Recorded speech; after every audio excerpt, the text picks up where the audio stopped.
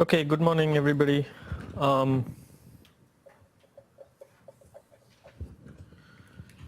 So we'll start today by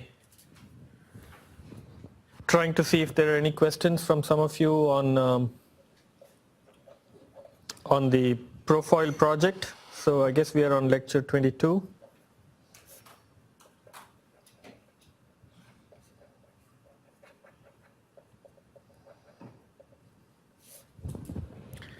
It's due this weekend, right?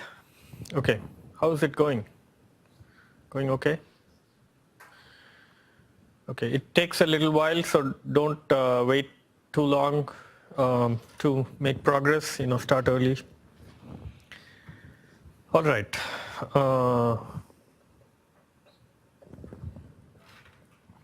So I want to wrap up the profile discussion by spending a little bit more time on some of the keywords that I kind of rushed through in the last class because we were running out of time.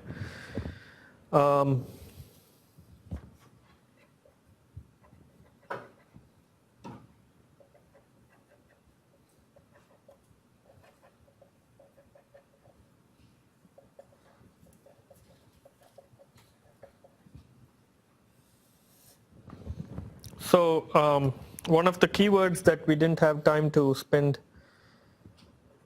too much time on is the REC keyword. So you will see that there is a line in profile called REC, and then there are two arguments, two like numbers after that.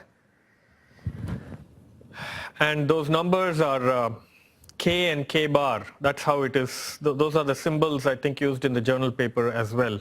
The journal paper that talks about the profile theory. So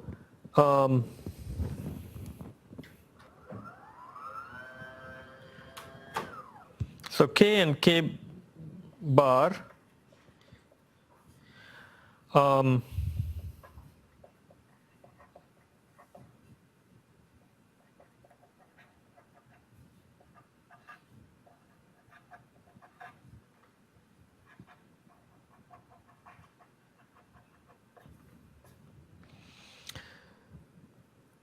these are two of some variables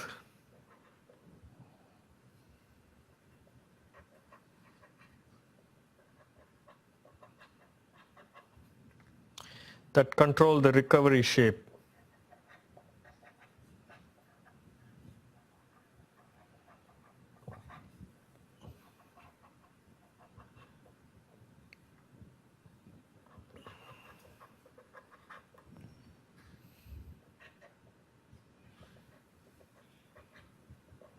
So these recovery segments are really the first and the last.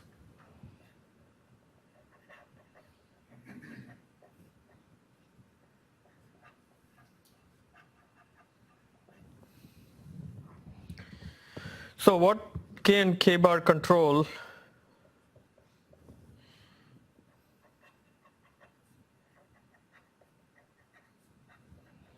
they control the initial slope of the recovery segment.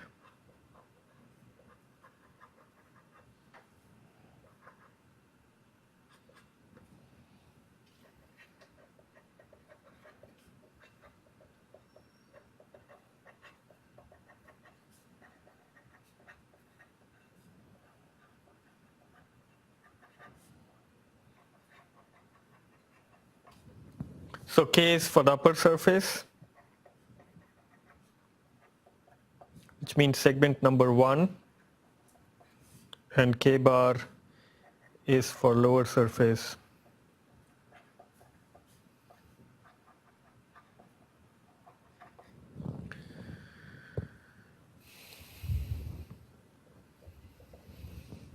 Okay. So the larger this value, the more adverse the initial slope. So it's not a direct control of the slope. It's a value that controls the slope, but doesn't mean the K itself is the slope. It goes into the equations for the recovery region velocity distribution And so all you can say is it's like a knob that controls the slope, but it's not like you can prescribe the exact slope or something.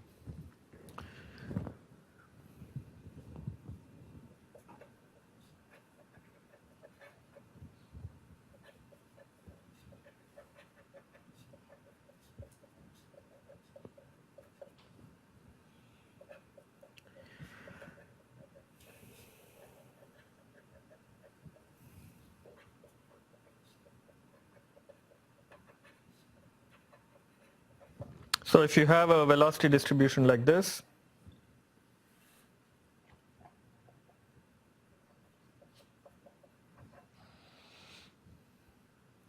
so you may have something of this shape.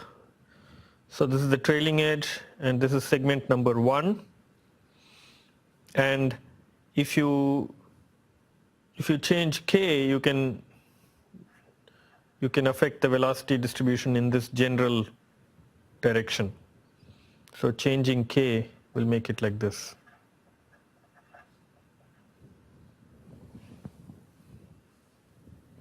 Sometimes this change will be very noticeable. Some other times, depending on so many other factors, the change will be very small. It will hardly be noticeable. So the other day when I did a demo, when we changed k, there wasn't much a visible change, right? That just depends on all the other values of alpha star and where the segments are and stuff like that. So k is for upper surface, and k bar is for lower surface. Okay, the other keyword that we didn't spend too much time on is the phi s keyword. So the syntax goes like this. The phi s is the keyword, and then you have two numbers, and they are in the journal paper on profile. They are denoted by phi s and phi s bar. So this is for the upper surface, and this is for the lower surface.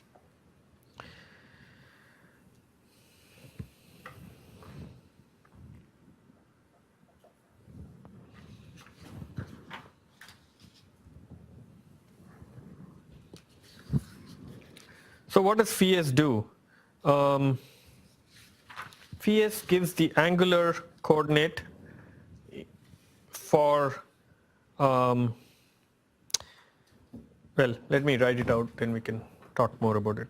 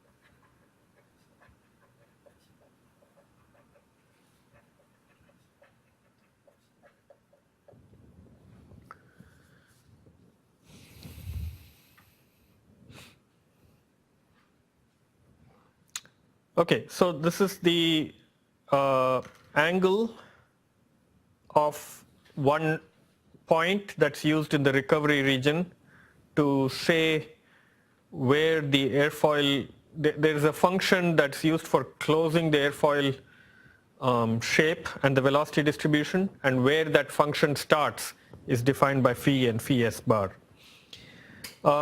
So it goes into a lot of detail, and we really don't need to know all that detail except how it kind of works.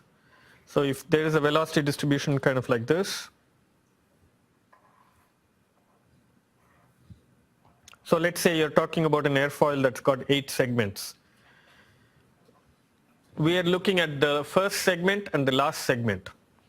Okay, so maybe the first segment has a phi s here and the last segment has a phi s bar here.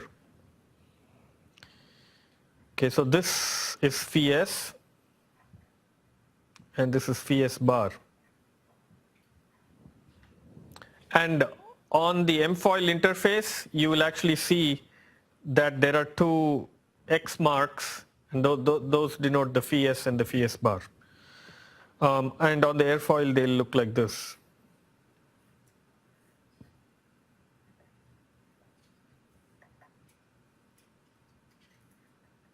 Something like this. So in the circle coordinates,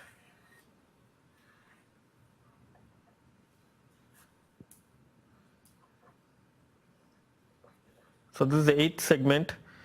The first segment is here, maybe the 7th segment is here. And then phi s may be somewhere here. So this angle, in the 0 to 60 coordinate system, this angle is phi s and this angle is phi s bar.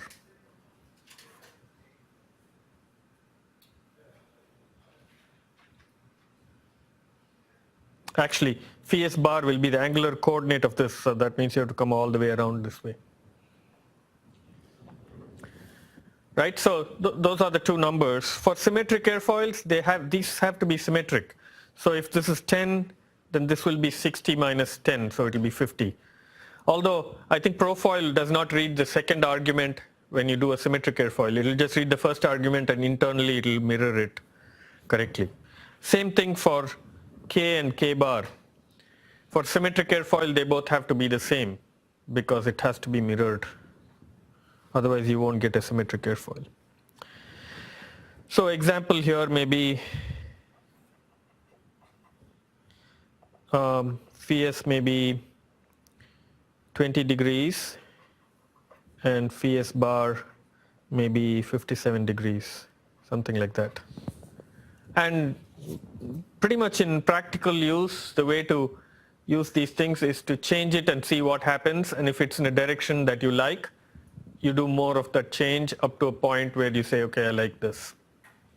Okay, because these are functions, they're mathematical functions that are used to close the velocity distribution, and they don't connect really well with some physical parameters and consistently. Generally this is what they do.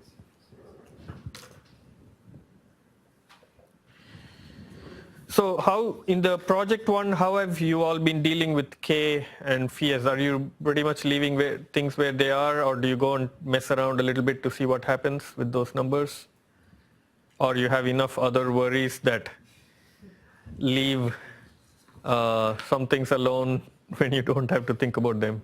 Well, so I haven't thought about that really until now. So, for example, why would you want to change K instead of just changing alpha star for that segment? Yeah, sometimes alpha star doesn't have a very strong control on this shape. The alpha stars really don't work the usual way for the first and the last segment, right? It's only for all the other segments that when alpha equals alpha star, the velocity will be constant. For the first and last segments, those rules don't apply. Because I guess it's the method when they developed the method, they had to come up with some way to close the airfoil. And if you keep alpha star rules working all the way towards the end, the airfoil won't close or something. They had those problems with the math. Yeah. So if you're trying to get the Stratford recovery profile adjusting the REC, would that kind of? It might work if you try the REC, the K, by changing the K. Usually if you really want a Stratford recovery, you take segments all the way down to this point or something. So you could put your first segment here, and then you could mess around with alpha stars and get something that resembles a Stratford recovery, and then use the last segment to close. Because sometimes using these recovery parameters and changing them will not give you exactly what you want. the better way, and this is harder, so this will take time and experience, is to take segments all the way close to the trailing edge, maybe until phi, if phi is 10 or something like that, and 50. If your first segment is at 10 and last but one segment is at 50, then you're taking segments all the way till there. Then you can use alpha stars to try and shape your velocity distribution. Okay, other questions? Okay, so go ahead and finish the project 1 this weekend. I'm going to post project 2 today or something. And on Tuesday, we'll come back a little bit and talk a little bit about project 2 and maybe fill in some details on how to use Profoil for the cambered airfoils. We've already done that a little bit, but I'll also give we'll have some more discussion on that. It'll make more sense when you start project 2 than if I tell you now when you're in the middle of project 1. Okay, so we'll switch gears and go back to some topics that in past years I used to do this topic before, but I postponed it, as I said before, to give time for the Profoil assignments. So we are going to now switch gears and talk about chapter 3. I don't know if I renamed the chapters this time. Well, we'll just keep it as chapter 3. So this is thin airfoil theory.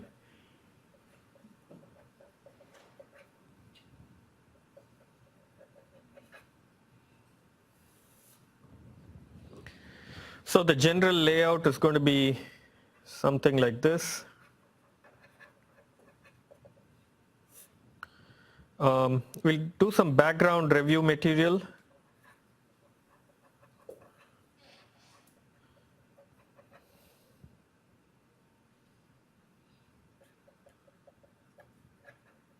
And we actually talk about all this in the undergraduate aero class.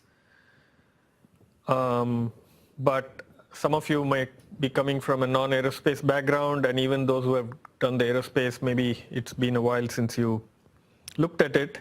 So we'll go through this pretty fast, but if you've already done it, I think it should be a quick review. If you haven't done it, maybe it will help if you look at some fundamentals of aerodynamics books. Almost all books on introductory aerodynamics will talk about these things. So we'll talk about stream function and velocity potential. We'll talk about superposition of flows.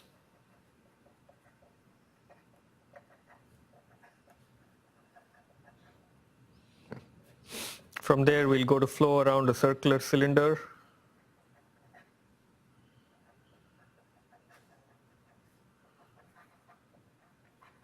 This flow around a circular cylinder will also be useful later on when we do conformal mapping, which will probably happen in the very last few classes. And then we'll come to thin airfoil theory.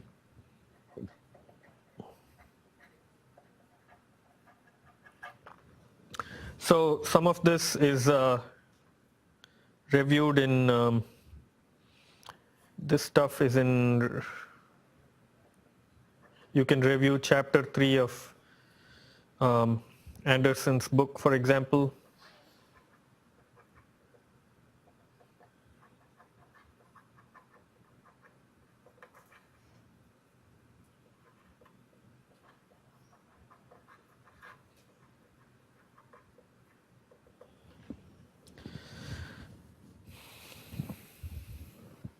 Okay, or similar textbook. Most textbooks will have something on this. So let's first talk about a stream function.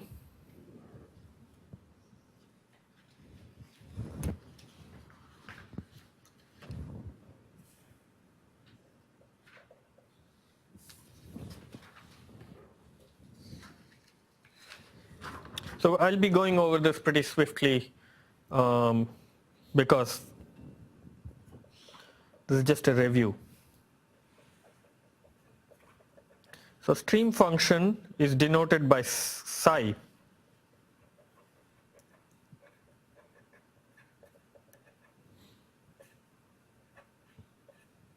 So this is pronounced psi. So this, when set to a constant,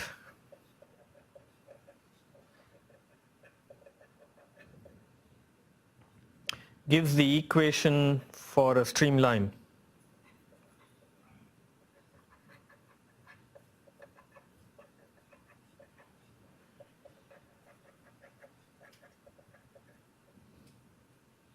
In 2D steady incompressible flow.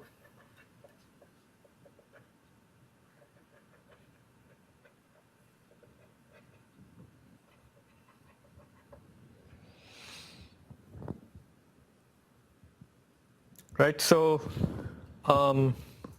let's say if you have an airfoil,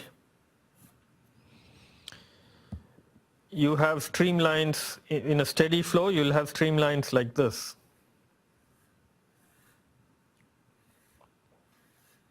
A streamline is a line that, for which at any point the line is tangential to the velocity vector. So if you take a point here, the velocity vector will be tangential to the streamline there. If you take this point, the velocity vector will be like this.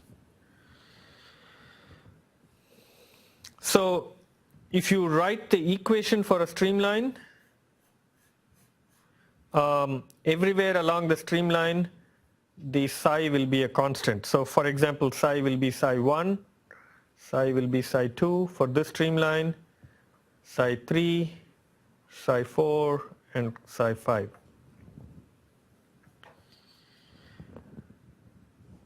Right, so everywhere along the streamline, psi is a constant, and it turns out that delta psi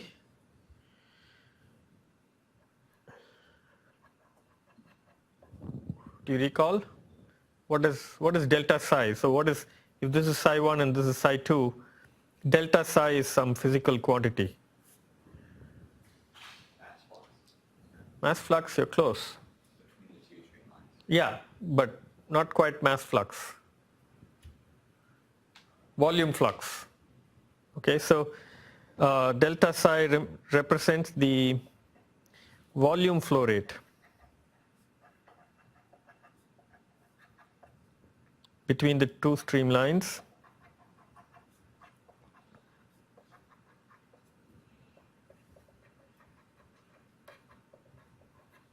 Per unit length in the z direction. So we're talking about 2D flow, right? So there is this goes to infinity in both directions in z, assuming this is xy like this. So this is x and this is y in the z direction.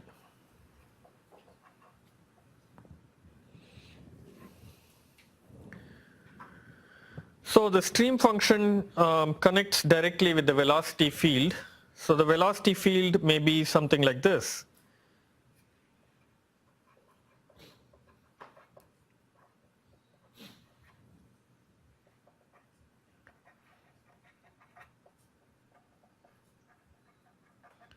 So if you have a velocity field that's written as this, v vector v, which is a function of xy, equals ui plus vj. Right, so this is the velocity field that's shown here. That means you put any x and y, you get a velocity vector like this.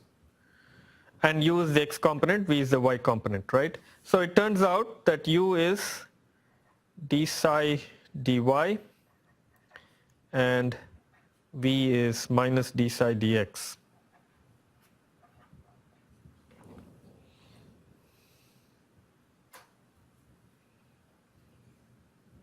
Okay, so that's stream function. There is a sort of counterpart to that, which is called velocity potential.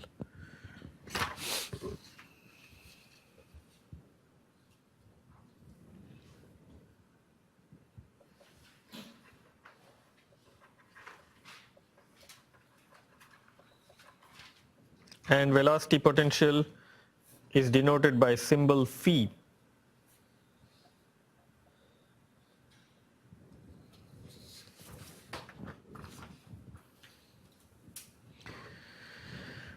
So so if we look at irrotational flow,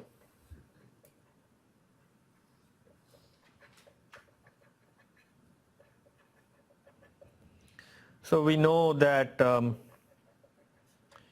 this comes from just basic fluid mechanics. We know that curl of velocity, which means del cross V, equals 0. So this is curl of the velocity field, right? It's a vector operation. So irrotational flow is what the fluid behaves like everywhere outside boundary layers and wakes and viscous regions. So if you have an airfoil, for example,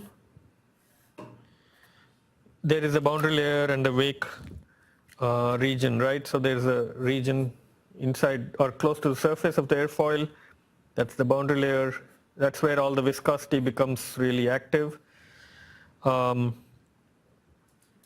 inside this region, the flow is rotational.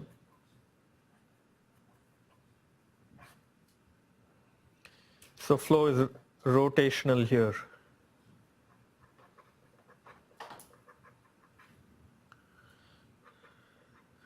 Which means curl of V is not equal to 0. Which means the fluid particles actually have angular velocity. Fluid elements or particles have angular velocity as they move.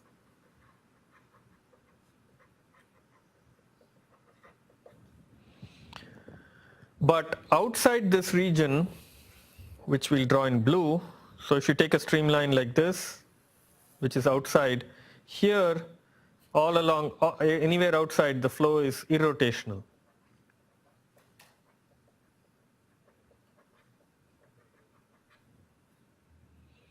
Which means curl of V equals 0 and no angular velocity.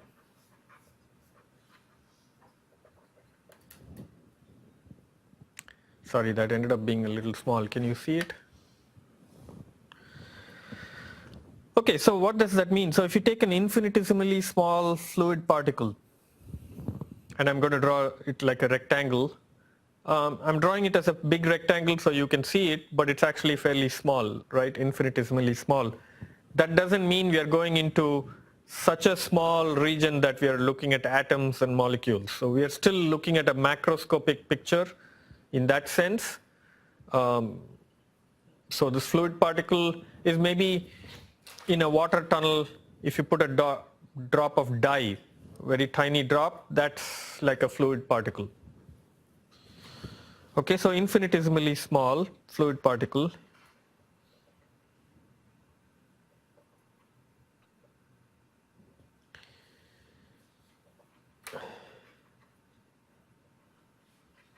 So when this fluid particle is going along the streamline, it's moving with the flow, it does not have angular velocity, so it'll be like this.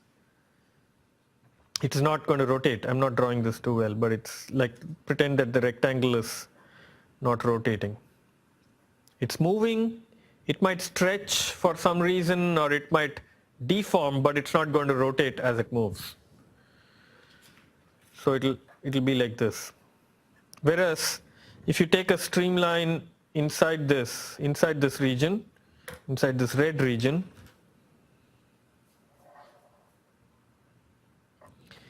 there, as the particle is moving, it'll also have rotation. So if you have a rectangle like this, after some time, as it's moving along, the rectangle, there may also be deformation, but we're mainly looking here at rotation.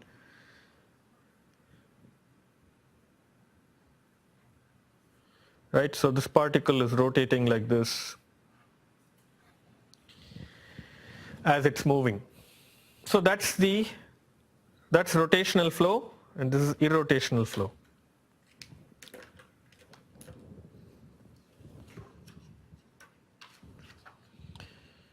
So in irrotational flow, curl of V is 0, and then we can draw on stuff that comes to us from vector calculus, and we can say that we know that from vector calculus,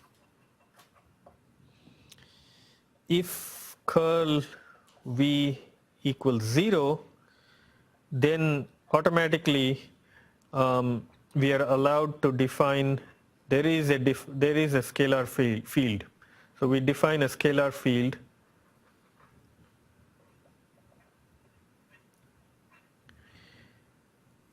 which we will call phi here.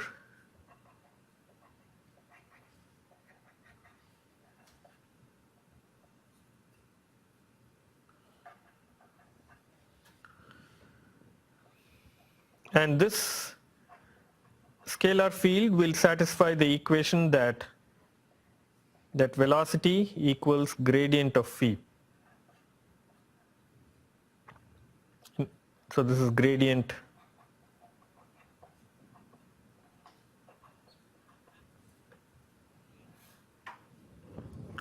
so phi is a scalar field, and if you take a gradient it becomes a vector field, and it so happens that if there is irrotational flow, which means if curl of V is 0, that means there exists a phi which will be such that the gradient of phi will be velocity.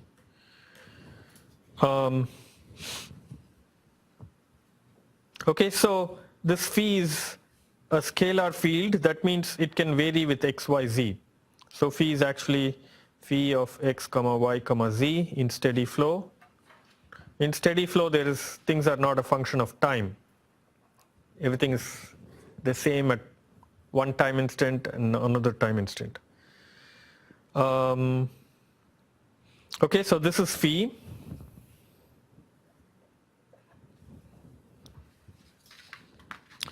And so if gradient of phi is just written like this,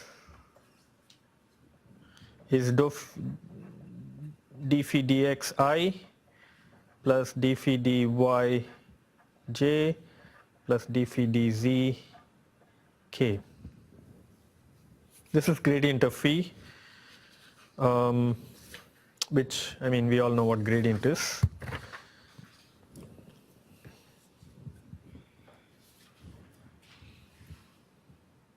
So in fluid flows,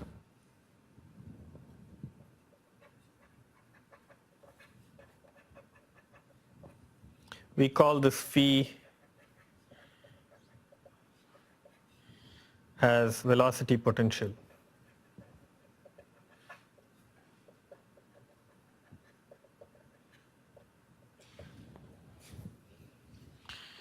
So in 2D flows, we are going to discuss 2D flows here. So in 2D flows, this is just u and v, right? So u equals d phi dx and v equals d phi dy. So u and v are the components of the velocity vector, which will change from one location to another.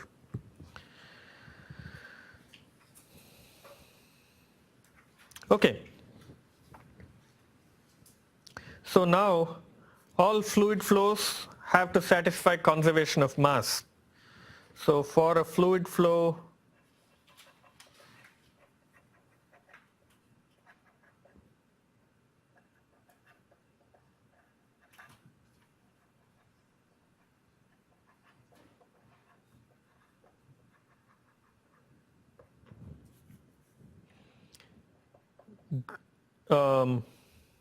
divergence of rho v is 0. This is the mathematical statement of conservation of mass.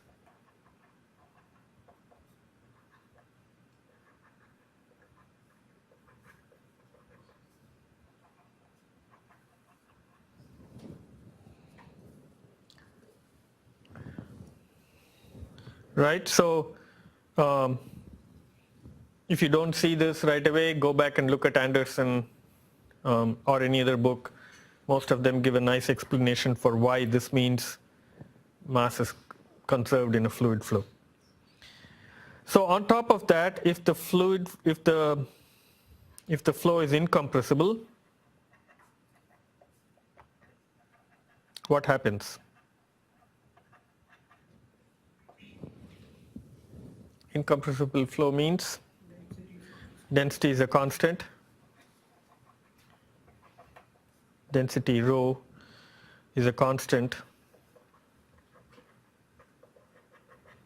So you can take the rho out of the divergence operator, right? Rho does not change with x, y, z, so you can take it out.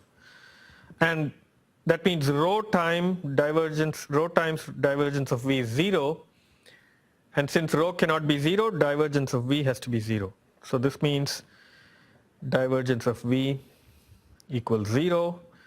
This is for incompressible flow.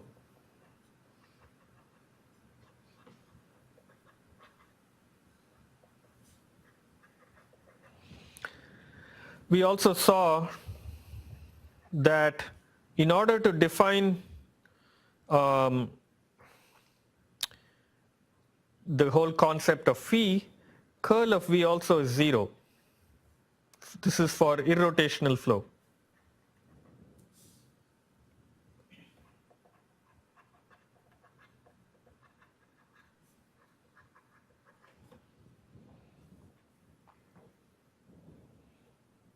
Right? So if you have a flow that's both incompressible and irrotational, then both have to be satisfied. So that kind of a flow is called potential flow. So potential flow, which is also known as ideal flow,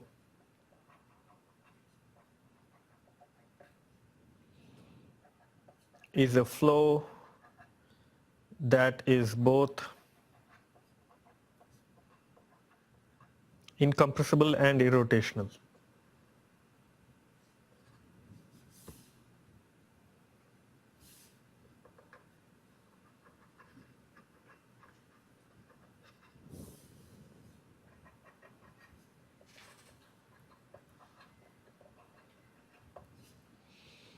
That means both these conditions are satisfied. Divergence of v equals 0 and curl of v equals 0.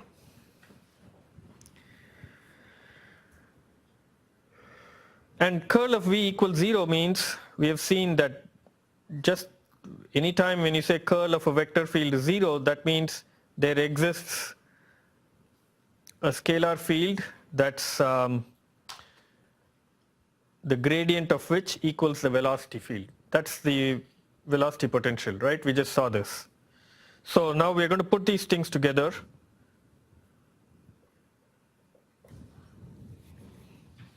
Anybody see where we are going? What's the next step? What's this going to show us? It's been a while. We did all this in Aero 1 and other courses. So you can actually, if curl of v is 0, you can write that v is a gradient of phi, right? So you can actually substitute for v in this equation with gradient of phi. So combining divergence of v equals 0 and v equals gradient of phi, we can say divergence of gradient of phi equals 0. And what is that? Remember? Yeah, that's the Laplace's equation. So that's written as del squared phi equals 0. And this is the Laplace's equation.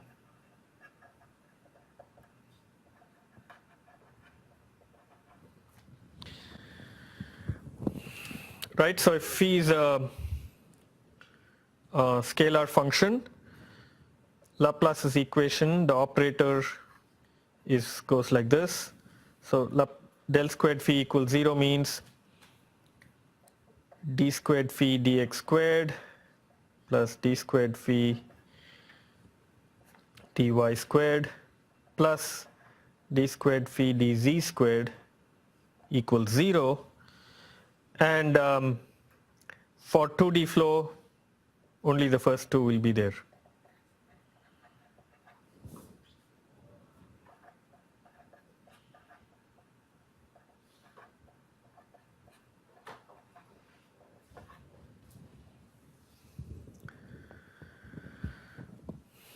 Okay, so this is actually a huge deal. This allows us to do so many things. So what this means is for potential flow,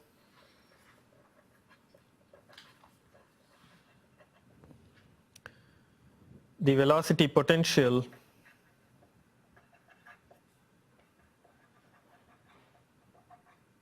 which we call phi obeys Laplace's equation.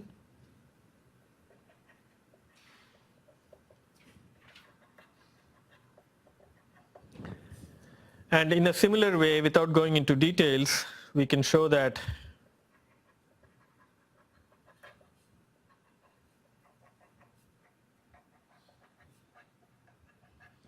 stream function also, which we saw earlier, right? Stream function, which is denoted by psi, also satisfies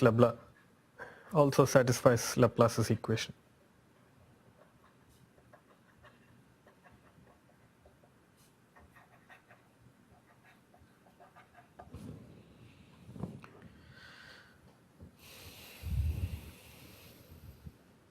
So there are so many important consequences.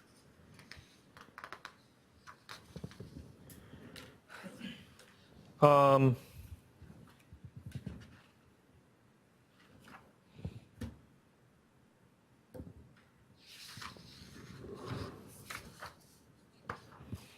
there are two ways of looking at this.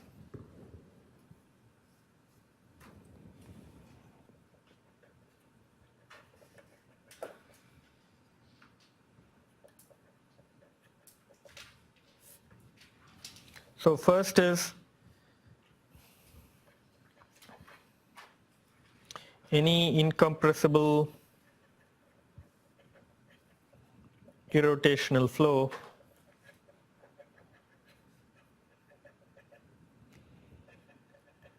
has a velocity potential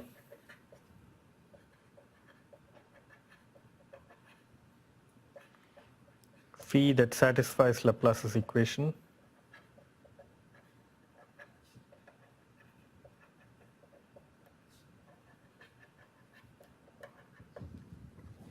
And if the flow is 2D,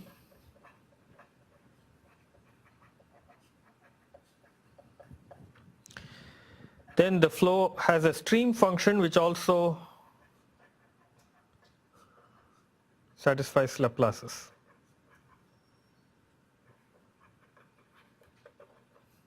And stream function psi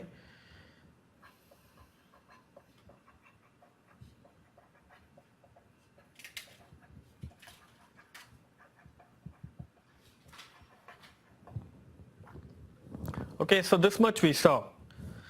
The other point is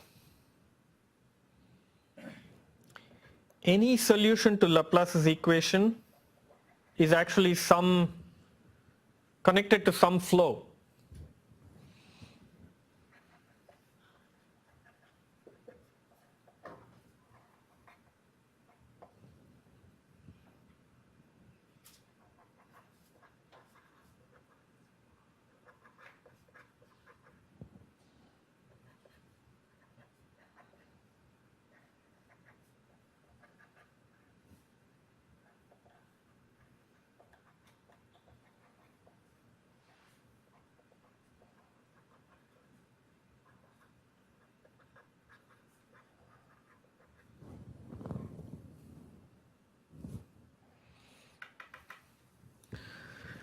So this is the other way of looking at it. If you have some function that satisfies Laplace's equation, that means it is the solution to some flow. It might be some unusual flow that you don't normally look at, but that's true. So you can take any function of Laplace's equation, and that is either a stream function or a velocity potential for some incompressible irrotational flow.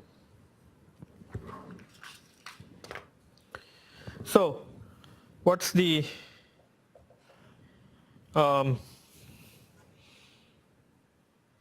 good thing about why are we even bothered about Laplace's equation here? Anybody recall? So what if a function satisfies Laplace's equation? So the good thing is, and this, you do this kind of thing in so many places, right? In differential equations and other like vibrations and stuff like that. So Laplace's equation is linear. That means you can add different functions that satisfy Laplace's equation, and the sum of that function will also satisfy Laplace's equation. So that's the neat thing, and that's what allows us to do pretty much a lot of things that we're going to talk about in chapter 3. So good thing about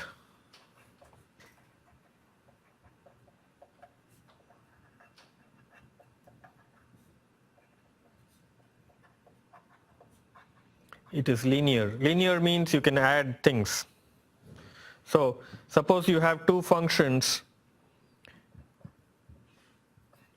let's say they are velocity potentials. So let's say you have velocity potential 1 and velocity potential 2. The Laplace of phi1 plus phi2 is simply Laplace of phi1 plus Laplace of phi2.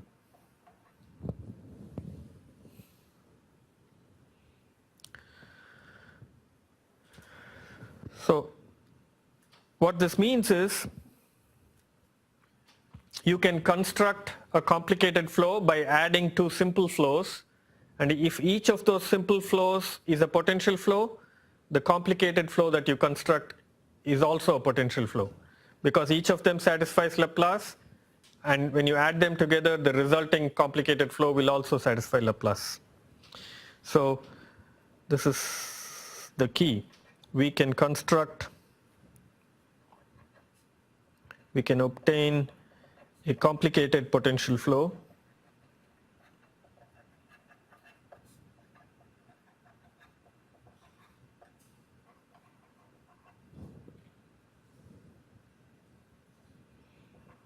by superposing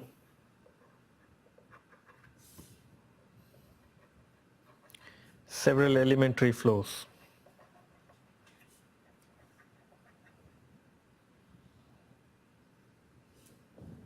Okay, so for example, you can say, I'm going to construct a complicated flow whose velocity potential is phi, but I'm going to get this by adding several simple flows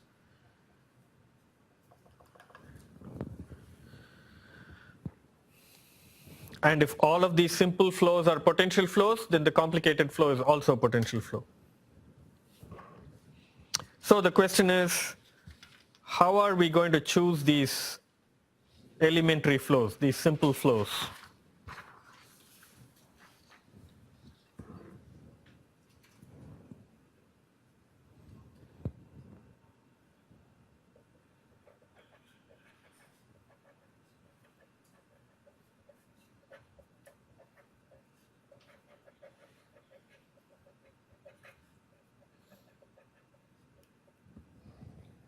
And the way we choose them is by satisfying boundary conditions.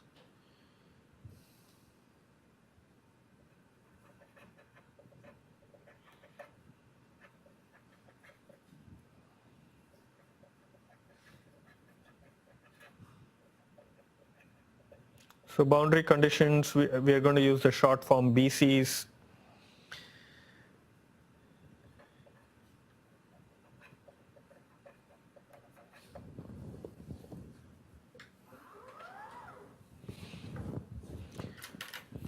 Okay, so basically when you satisfy the boundary conditions, or that allows you to choose the elementary flows. So most flows have two boundary conditions.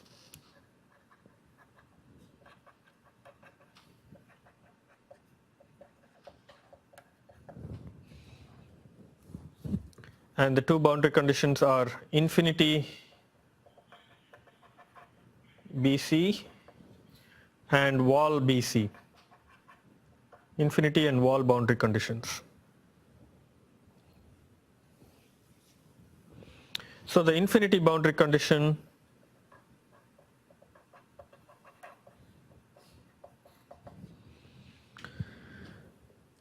this says that if you have a body exposed to some free stream flow, far away from the body, the flow field should approach V infinity.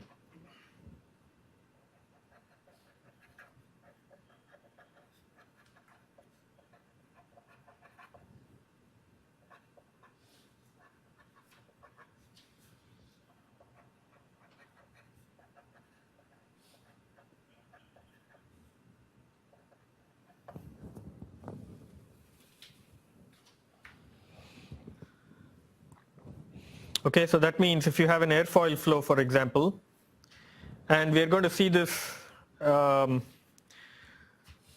in like today or maybe in the next lecture, that we can represent the airfoil by vortices distributed on the surface or on the thin camber line, like in thin airfoil theory. But so essentially we are going to use some simple flows to model the flow past an airfoil, but those simple flows should not, so this is exposed to V infinity, right? That's what the flow is. This is far away, the flow is V infinity. So by you should not choose any elementary flow that will actually go and change the inflow condition, the far away condition. So as you go far from the airfoil, in all these directions, the flow should become V infinity, or the effect of all these singularities or elementary flows should not change the V infinity. And the second condition is a wall boundary condition.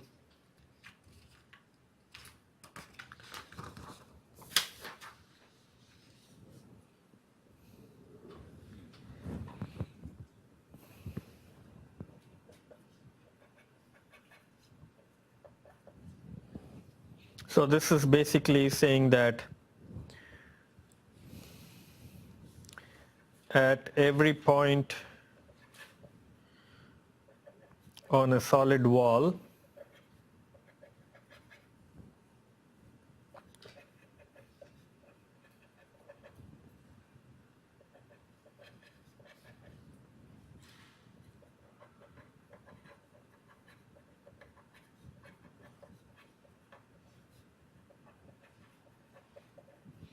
surface is just another name for wall. So at any point on the surface, every point on the surface, the flow will have to be tangential to the surface. So if you have a solid surface like this, I mean solid means the flow can't go through, right? It's an impervious surface. So if you have coordinates along the surface, curvilinear coordinates, say denoted by S hat and N hat. So S is tangential coordinate unit vector.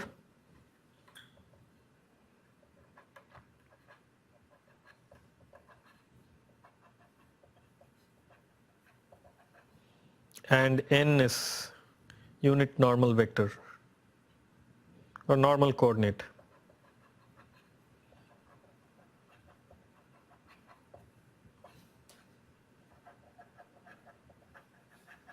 So S may be a coordinate, S is like the arc length. So from some point you're measuring the arc length along some surface, and N is the local normal coordinate. That means, so what it's saying is the flow can only go tangential to this but not through the surface. So the component perpendicular to the surface will be 0 for the flow. And to write that mathematically, we say dot product of the velocity vector with the normal coordinate equals 0 at every point on the solid surface. Or you can write it as velocity vector is really a gradient of phi. So gradient of phi dot n equals 0, which will automatically become gradient of phi dot n is simply derivative of phi in the with respect to n equals 0. These all have to be satisfied at every point on the wall.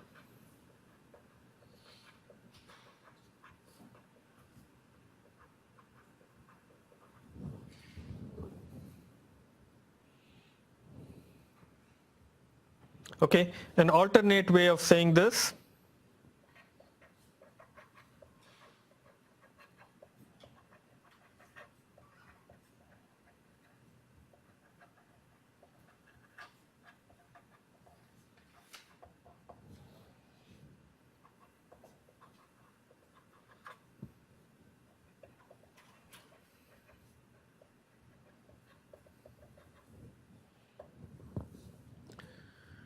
so here we have expressed this wall boundary condition with velocity potential. We can also express it using stream function. Oh, yeah, focus is not. Yeah, let me know if the focus goes bad, because sometimes it's hard to say whether it's that way on the other screen. Is this better? Okay. So if you use stream function, you can say that the solid wall becomes, solid surface becomes a streamline of the flow.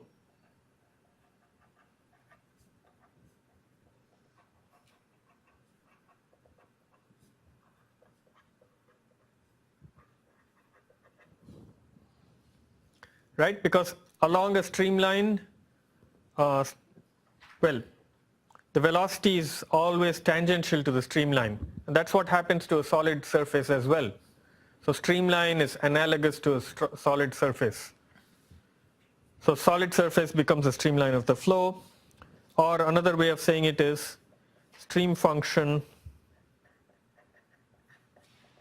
psi is a constant on a solid surface.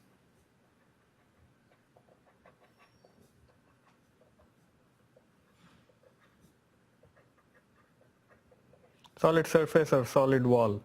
That's why it's called a wall boundary condition.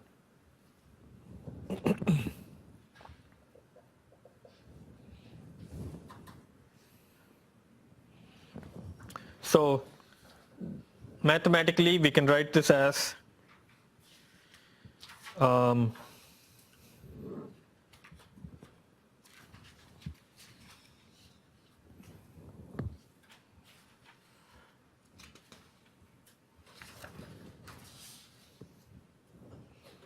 right, the first statement is basically saying, or the second statement is basically saying psi equals constant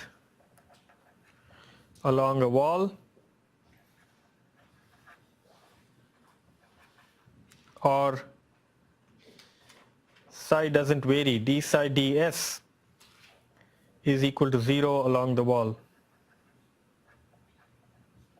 D psi ds equals 0 means psi doesn't vary along the wall, right? It's constant. So it turns out, so we've been using X-foil in this course, and you've seen how X-foil can calculate the inviscid solution, right? Inviscid solution is basically, if you set Mach number equals 0, it's a potential flow solution. So the X-foil actually uses psi equals constant in a numerical implementation, and that's how it calculates the inviscid flow. So just as a piece of information, the X-foil inviscid method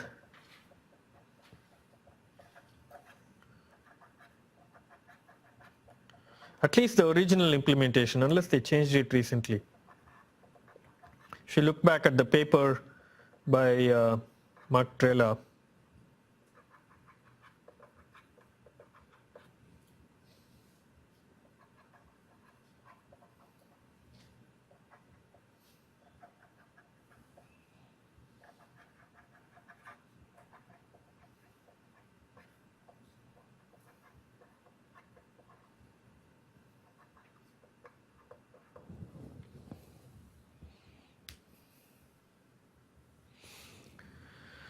so another consequence of all this is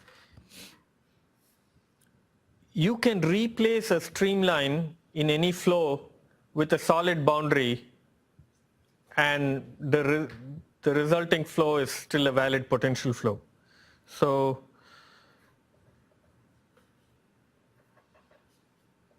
And we'll use this very soon in some concepts. So you can replace a streamline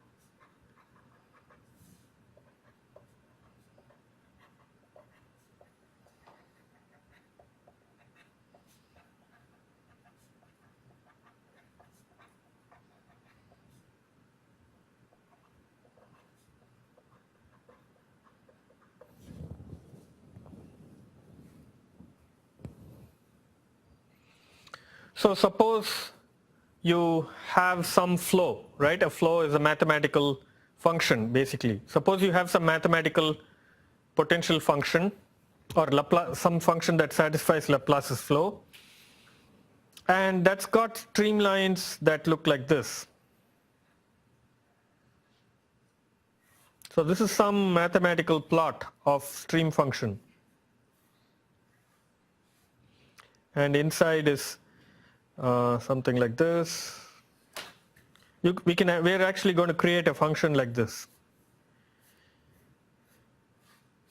So this is some mathematical function, and these are all these streamlines. So if you plot stream function equals constant, various constants, you'll get various lines, and this is one of the lines.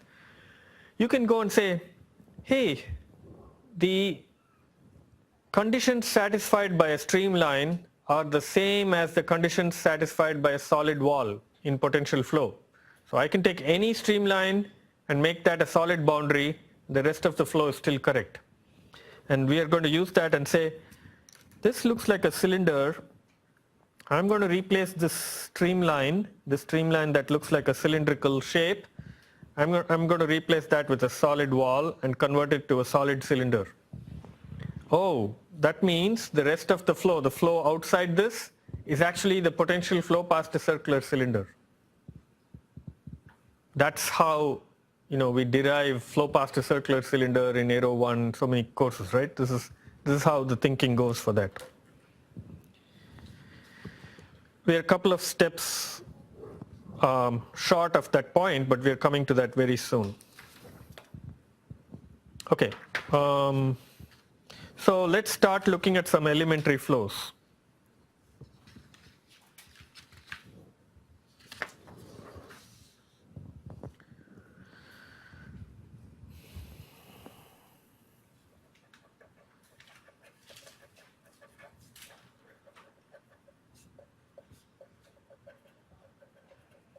So the idea behind generating these elementary flows is so that we can superpose them and construct something more practical. So the very first elementary flow we'll be looking at is uniform flow.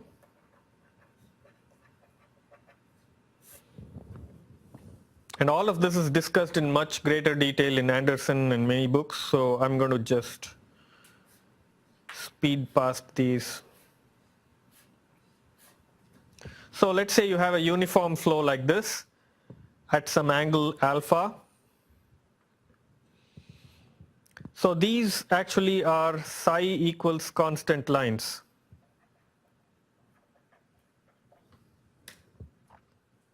So any velocity flow field like this is basically a vector field that can be written as u equals or v equals ui plus vj, where u and v are constant.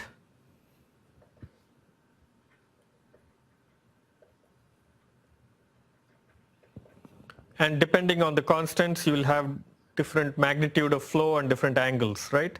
So v over u is really tan alpha.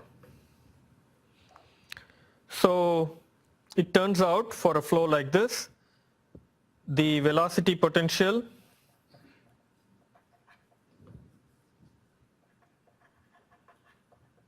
which is phi is ux plus vy.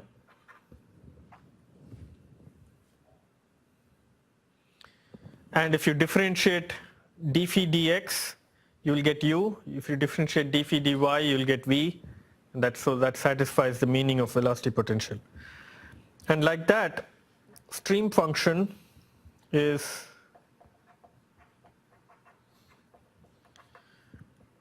uy minus vx.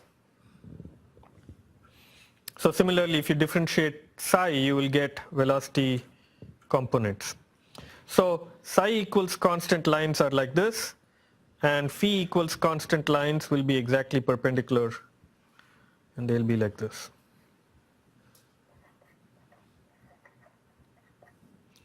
So that's this.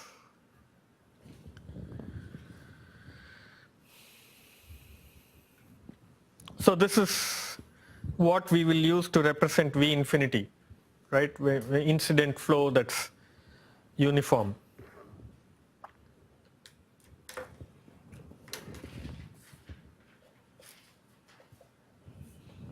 So the next elementary flow that we'll look at is called a source.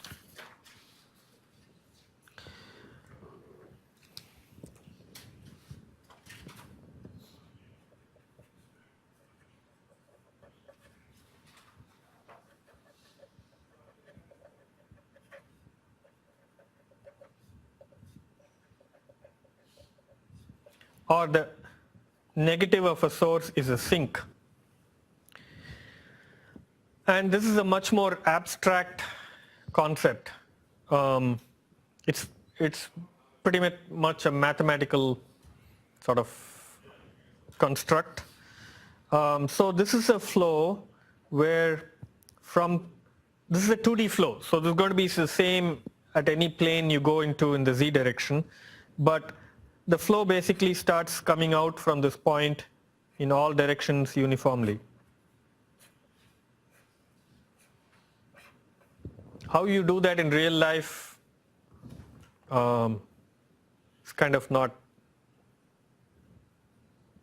it's mathematical, right? So we kind of ignore that part. Maybe the closest example I can think of is, let's say you have a pipe that's a long pipe, straight pipe, which has got very high pressure fluid or something, like water maybe, and you have lots and lots of holes in all directions, sort of uniformly drilled, and you'll get flow spewing out, right? So something like that is maybe the closest I can think of as the analogy. So this is a source. These lines are psi equals constant,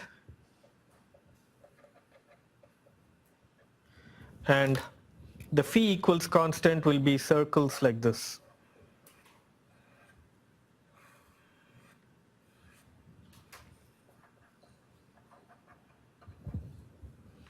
A sink is exactly the opposite. A sink is some flow where it sucks flow from all directions uniformly into this point. And that could be the opposite of what we talked about. It could be a pipe, straight pipe with lots of holes, and there's like lots of like super low pressure inside, and it's just sucking air in or something like that. This is a sink. And this is a source. So in this mathematical abstraction, mass is conserved everywhere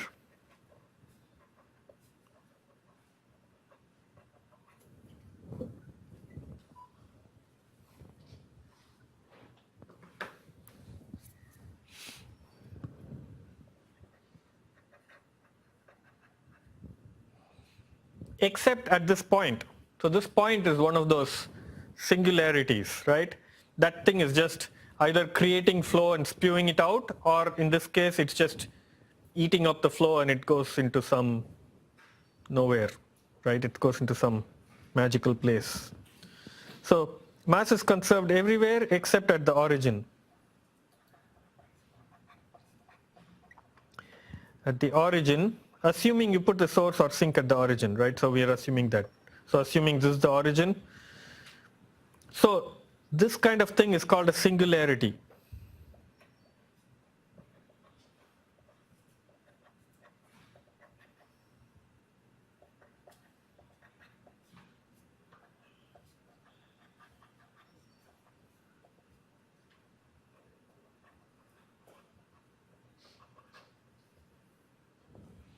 So that means the laws of physics like conservation of mass don't hold there. It's some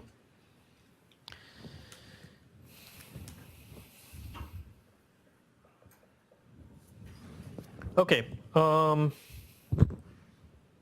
have 1 minute, so let's talk about the symbol for a source. So the strength of a source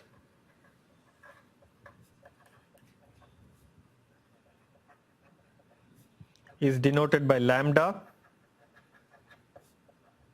capital lambda, like this. So uppercase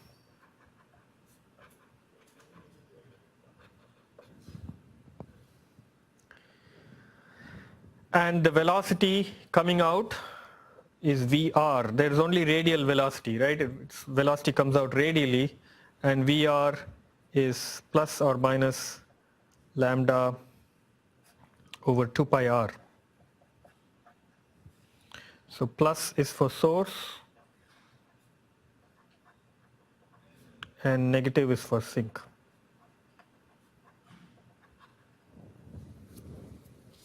And this is the radial velocity coming out, right? And this is going to change with r, so the flow will slow down as it goes far away.